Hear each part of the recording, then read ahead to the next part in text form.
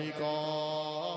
เป็นคำสอนของพระพุทธองค์ถ้าลงไว้แต่ก่อนสั่งสอนโลกโลกียังยอมบรันสุดยังยอมบรันเสียงยังยอมบรันเคียงในของปุณปองมาตั้งแต่ก่อนการทางเทพญาธรและปุณนาขอไหลหลากทนที่บริสุ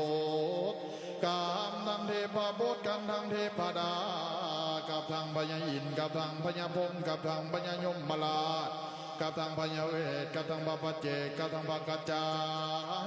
หมาคูณหลายเหลือแล้วนำเก่าไม่นี้สือว่านำทิพย์นำซิบไม่นี้สือว่านำแก้วไล่เจียวเจียวไล่เข้ามาหาคงคาหาแม่นำนี่เลือลำกว่าแม่น้ำทั้งหลายกูจะโปรดทั้งความเปลี่ยนและความตายกูก็โพดใดองศาพัญญูจะไหวผู้โพดคนโมคลาอนนท์ตนเป็นลูกศิษย์พระตถาคตาตนเคยสนาความแผ่ในทิศทั้งสี่ในสมภูที่เปกสัพเพสัตตาสุกิตาหนตุญาอุปุกัญญาพญาปปูอีสังคขังปัญจสตานุมาธรรมาอิสราสิลังมุลามุลังพุทธกังยังนามมณีสือว่านำพุทธพิเศษนำมณีสือว่านำเอกนิจจการมังยิงนักหนาให้เขามีศรัทธามาลาและดวงดอกนอกว่านั้นเป็นเสื้อผ้าและเงินคำให้เขามาฟังธรรมจำศีลกินทานในแจ้งจอดขอให้หอดพ่อแม่เท่าแก่กว่านั้นเป็นอุปสาอาจา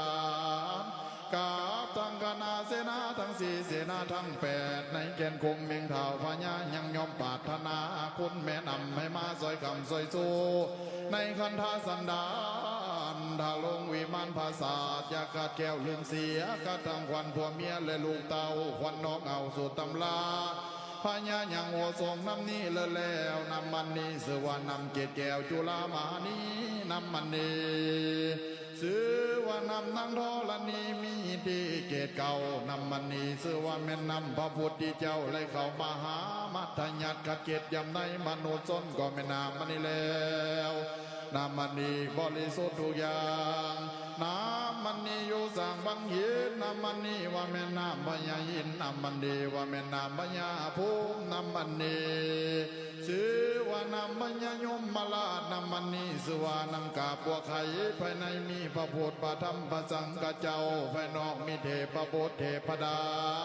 กำทังพญาจักรพรรดิลาตนเคยสนาความแผ่ในสมภูให้เลือเขตก็ไม่น้ำมันนี่แล้วผู้สมเด็จพญาสังฆราชาราชกูวันอยู่ในห้องก็ไม่น้ำมันนี่แล้วหดยังห้องศาลาก็ไม่น้ำมันนี่แล้วพูดก็เครื่องจังไรไหลหลากในมโนสือว่าพูดกัดแก้วเขียวเขาเนางานเป็นของสั่งขยาของบุตามาตั้งแต่ก่อนของคอยพูดหลวนเหล่าบอกคน